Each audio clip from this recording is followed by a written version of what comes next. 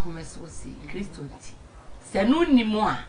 apart from say obi odofo bi ana atamfo bi edwene say Kristo nti no eno pa ho amame nipa no ne opese olo be ye Oza make say ya na aware no sometimes etumi ba say mo ho tumi ameka na mpa na ka odopa de me ho say odofo no ka ho brasie nso gugu so a na enyini aka ba akotwe ne ho just one day kra na hye wan kwana obi agasa obi nti saafo ni mienu hia ohun fun wo pe komo akasa fo mienu no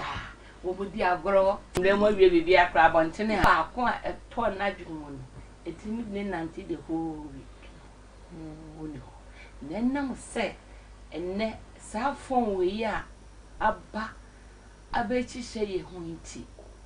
o TikTok o hwe o so sere ya na TikTok na oba na so ti be no so sere ya breaking no bebre nti sisi ano awarefo na nkasa ntemo ni je na eseba no eni wo nti bibi kitwa bi a be ma bo afu bibi kiti no we dala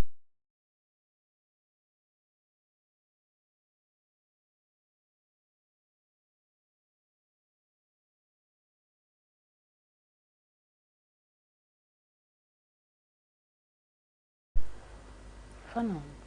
ni na ye funku ye bi say what is the nyaje wasare wanya ahibia akora ya yi jajaje he akra o jajaje me na me hwe fina ma iti no kwasam